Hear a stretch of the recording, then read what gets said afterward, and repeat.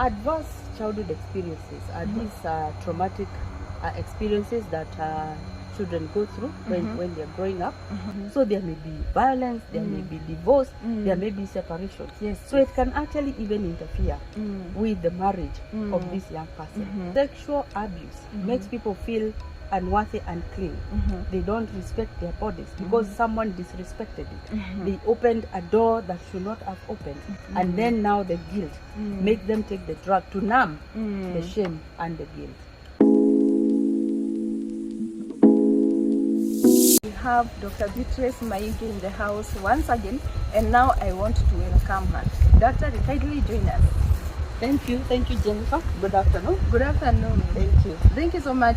It's such pleasure to see you again. Yes. Because the last time you taught us a lot, and I believe that today we are even going to learn more.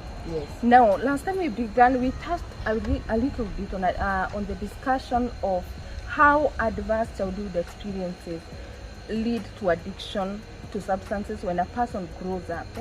And so today we want to go deeper because we were left with eager to know more. And so today that is what we are going to cover. Now, Dr. Beatrice, first give us a broad overview of what are considered as ACEs before we even now look at the connection between ACEs and addiction. Okay. Thank you for having me.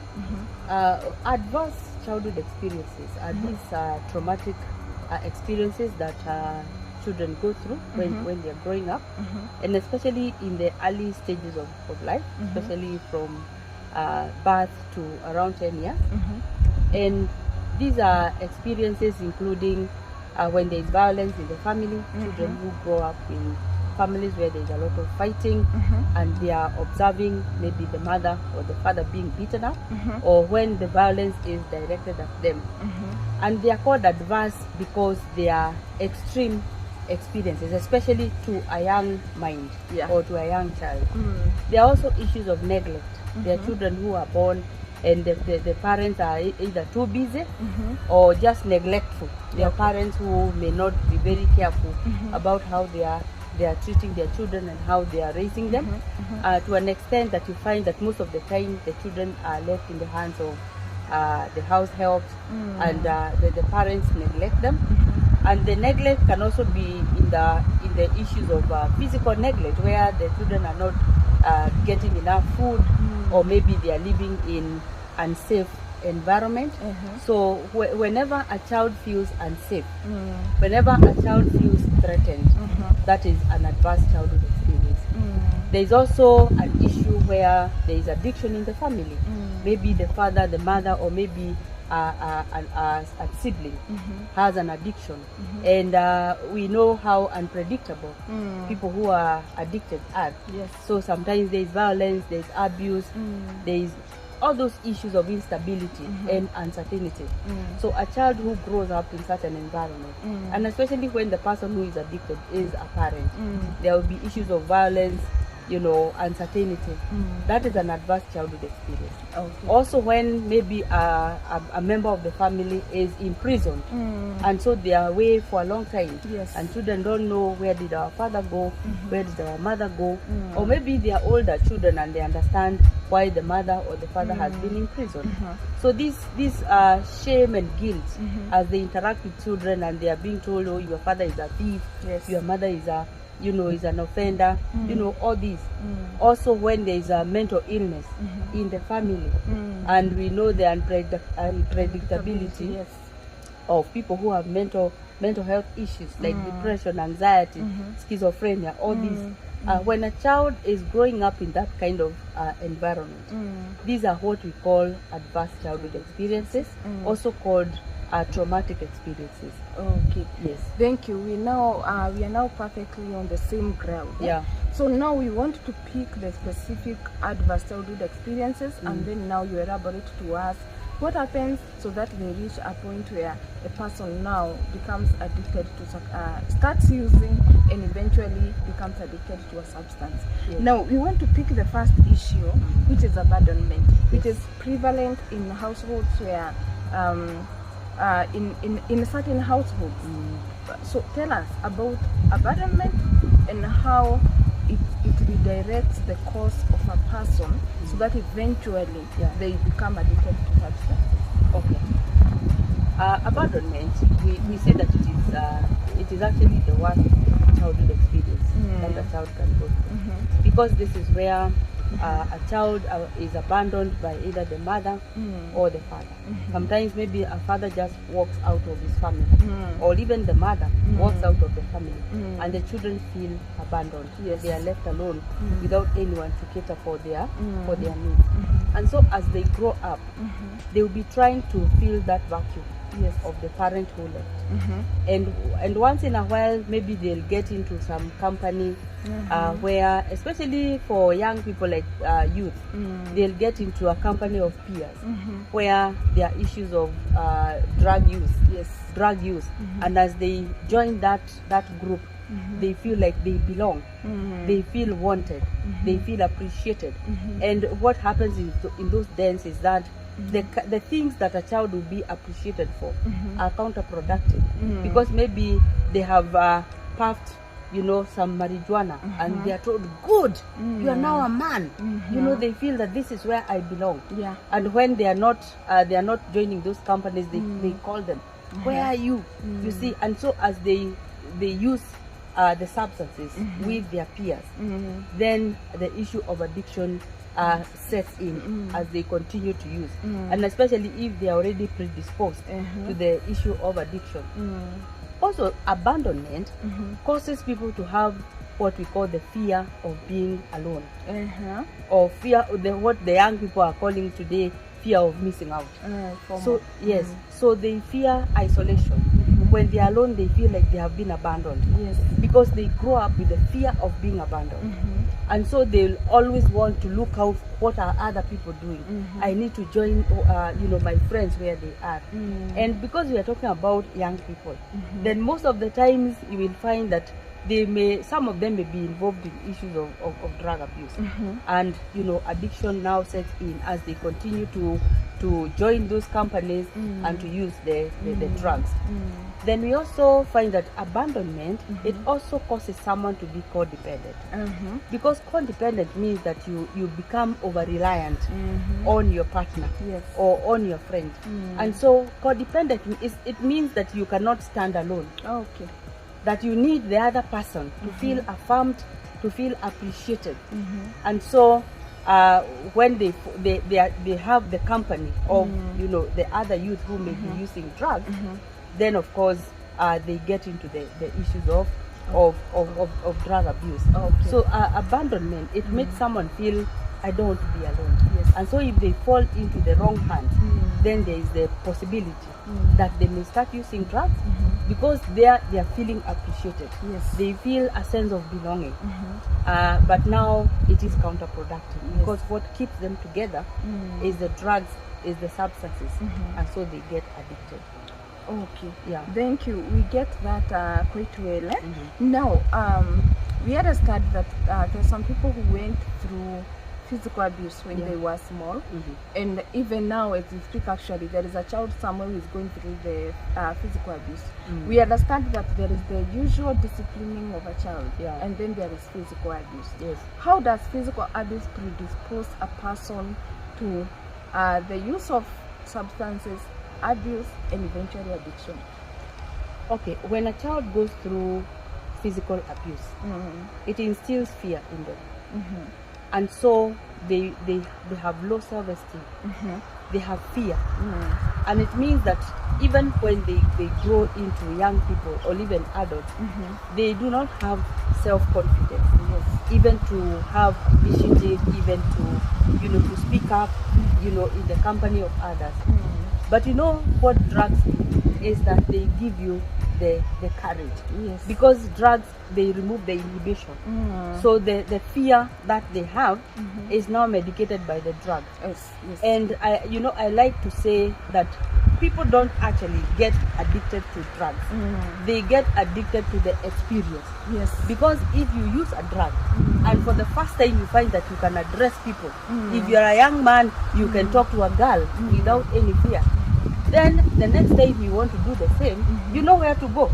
Because your brain has found a solution. That when we want to speak to a crowd, when we want to approach someone, we just use a drug, and then we'll have the courage. So you may use innocently the first time, but the second time there's your brain that will be telling you, give me another one, just like the other one, so that we can talk to this guy. So when there is physical violence, it instills fear. It lowers the self-esteem of the child. And because we say that drug use, addiction, is an attempt to medicate an inner pain. That inner pain of fear. Addiction, we also say it is an attempt to run away from something or to silence some voices. Okay? So that voice that kept shouting, oh, you will never make it, you can't do it, and the beating, that loud voice, they can only numb it with drugs. And so when you give your mind the solution, like when your mind is not able to sleep, you're not able to settle because of those memories. For the first time you use drugs and you feel calm, you can sleep well. So what will make you not use it the next time? Exactly. You see? So violence, and again, physical violence also makes people violent. And so you find young people, because they learned to be violent, they also become violent. They become violent. And sometimes the guilt, because like when you go home and you beat your wife or you beat your children, that guilt, how do you silence the guilt?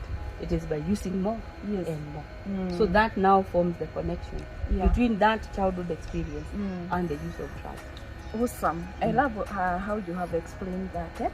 And I hope us, me and the viewers, now when we see a child being subjected to abuse somewhere, physical abuse, we now know why we should act against it. Because what may seem like just abusing that child, it can get into a spiral and end up into something big that will affect the future, the life of this child when they grow up. So now next, we know apart from physical abuse, there are children who go through sexual abuse. And how does that become a predisposing factor when it comes to addiction? Okay.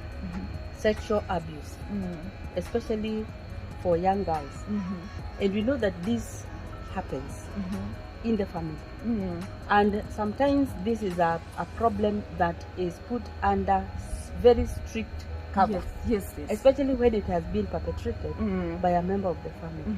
We know that there are fathers who sexually abuse their daughters, or maybe an uncle, or maybe even a brother, and when the family realizes that this has happened, they try to don't talk about it. Let not people know what has happened.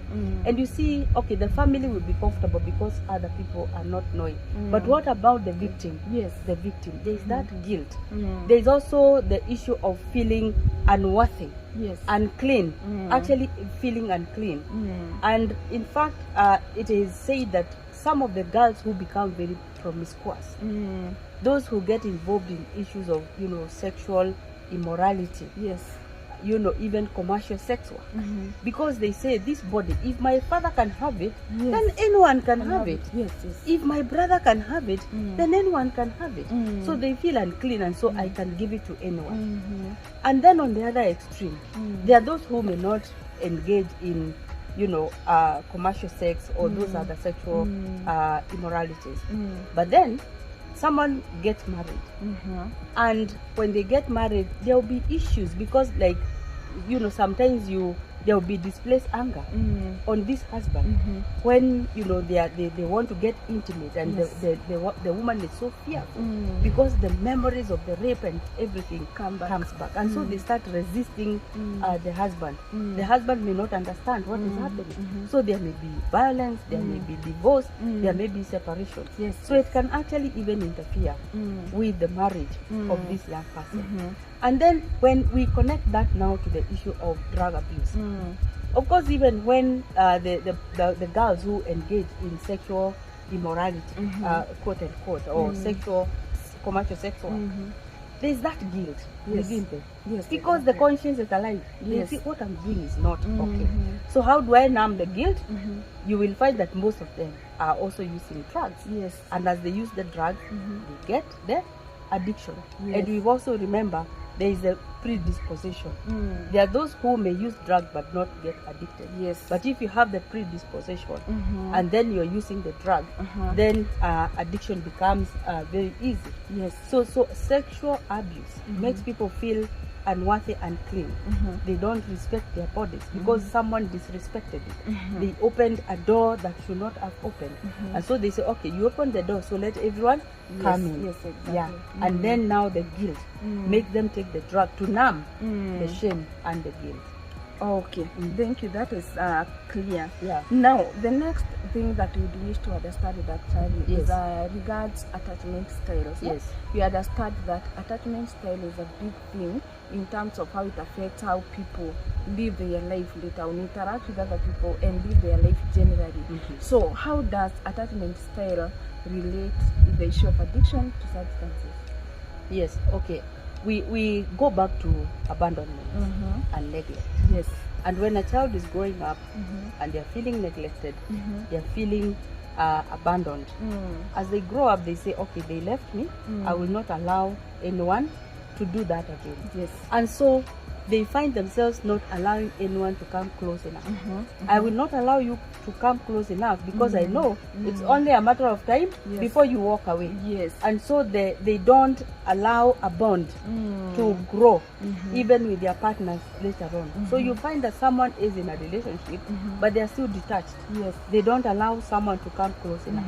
And of course, when there is that detachment, we expect that relationship is going to have issues. Because children bond and they are attached to their parents because of the care that they are being given. You know the closeness, the hugging, the attention, the time, and so they feel this is a person who loves me, and so they get attached. So if that is not happening, then they grow up detached. And you know we say that attachment styles contribute to the issue of drug addiction because when you are attached to your parents or your family, when you're bonded to your family, you can say to yourself, I wouldn't want my mother to see me like this. Yes. I wouldn't want my dad to see me like this. But when there is no bond, then you don't care. Yeah. You don't care. You will walk into the house when you're drunk and you tell everyone off. You can say anything to your mom, anything to your father. There is no respect. There is no bond. So, and you can imagine now a child who grows up like this, and then they become a partner to someone. Yes. That there will be no. They will not allow attachment because they build what we call a psychological wall, such that yes, you can relate with me, but from a distance. Yes. Because if I allow you close enough, I risk you abandoning me. Yes. And so they don't allow that attachment to happen. And that, of course, will interfere with the marriage. It will interfere with the family. Yes. And also, you know, when there is no attachment, you know, they will also look for that. Because, you know, I like to say that children walk around with empty vessels, where parents put love, they put affirmation, they put admiration. And so if the vessels are empty, they will look for someone to put something into those vessels. And you remember we mentioned that bonding and attachment happens in the first few years of a child's life. Yes. Through the holding, through the breastfeeding when a child is young, through the hugging, through the encouragement. And so they develop trust, they develop bonding and attachment to their parents or the family. But when that is lacking, then they develop what we call avoidant attachment style. Meaning that even when they get into a relationship, they don't allow someone to come too close. Yes. Because they are saying to themselves, if I allow you to come too close, it is only a matter of time before you walk away. Yes. And so such a person then has a relationship that is not very stable. And you know, a partner who has a person who is detached, you are trying to bring them close and they seem to be avoiding you. They seem not to be wanting to attach to you. Then that will bring problems in the family, in a marriage relationship. And what that happens is that if it is a wife who is behaving like that, then you can have even the husband then wanting to, you know, have relationships outside with someone who can be close to them. Yes. Or even to spend more time in the drinking places. Yes. Because that is where they are being appreciated. That is where they are being loved. And if they have issues of alcohol abuse, then there can be addiction in the family. Also, this person who feels abandoned, within them, they are still crying for help. Yes, I want to be close to someone, but then I still don't want to bring someone close enough. And so they look for those attachments and the bonding in the wrong places. And sometimes, they will find that in the drinking places. And then, as they drink, as they use the substances, we can have, addiction. And remember, we say that addiction is just a way of escape. Sometimes you think that you are escaping from other people, but you are escaping from yourself. You are escaping from that emptiness. You are escaping from that unbonded, lifestyle. You are escaping from that abandonment, and that then creates, chances for a person to start engaging in issues of abuse, drug abuse, and addiction can happen in the process.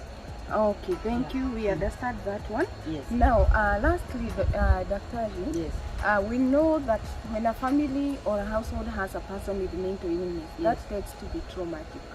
How then does growing up with a person who has a mental illness again create a fertile ground for developing addiction, either as an adolescent or even as a grown-up? Okay. Thank you. When there's someone who has a mental illness in the family, we know that mental illness and addiction go hand in hand. And so mostly we find that this person who has a mental illness is also abusing drugs. And even the young people in the family, the children in the family, they may start using substances as a learned behavior. Because we say monkey see, monkey do. They have learned from their significant parent, maybe it's either the father, the mother, or even a member of the family. And also, when there is mental illness in the family, it attracts a lot of stigma in the family. There will be issues now within the society where the family is ostracized, the family is stigmatized, there is shame, there is guilt. Oh, we saw your father walking around naked, we saw your mother screaming in the market. And so as children grow up with those voices, the stigmatizing voices, the stigmatizing messages. Remember, we have said addiction is an attempt to silence a voice. How do they silence these voices of shame and guilt? Because of living with someone who has an addiction or who has a mental illness. Sometimes it's through the use of substances. When you use the substances, you forget and you can laugh and you can be confident because the inhibition has been removed. And so what maybe I would want our viewers to understand is that mental illness, it attracts stigma. And so the children who grow up in such a family will be dealing with that stigma, the shame and the guilt. They will silence that using drugs and substances. And so addiction then happens, especially if they are already predisposed. Yes. Thank you so much, Dr. We really appreciate what you have taught us today. And I believe that our viewers have also gained something. Now, my viewer, Dr. Beatrice Maige, she is the director and founder of Nobility House Treatment and Rehab Center. And so if you have a person who needs rehabilitation, now we are creating this awareness on the subject of addiction so that then you can act from there. So if you have a person with addiction, you know now where you can find her. She's at Nobility House Treatment and Rehab Center. It's located near our city of Nairobi. And she's going to give us the contacts on how we can get in touch with them. Thank you, Jennifer. And we run that rehab called Nobility House Treatment and Rehabilitation Center. Nobility House coming from the word noble. And so what we do is to try and help people recover their nobility. Nobility is about respect. It's about self-worth. It's about self-respect. And so our motto is restoration of human dignity. And so when people come to Nobility House, what we do is our programs aim at restoring the dignity that is lost through addiction, that is lost through mental illness. And so it is a whole program that has a multidisciplinary approach, so that if there is illnesses, there are doctors who treat the underlying issues, and then also the psychotherapy to deal with the psychological issues. There is also the spiritual element, because also connecting with the higher power is still another way of dealing with mental illness and also substance abuse. And so that is what we do at Nobility House. We call it a bio-psychosocial spiritual model, so that we capture every issue that lies at the tree of addiction. Because like we said at the beginning, addiction, there are various addictions, and people get into addiction through different paths.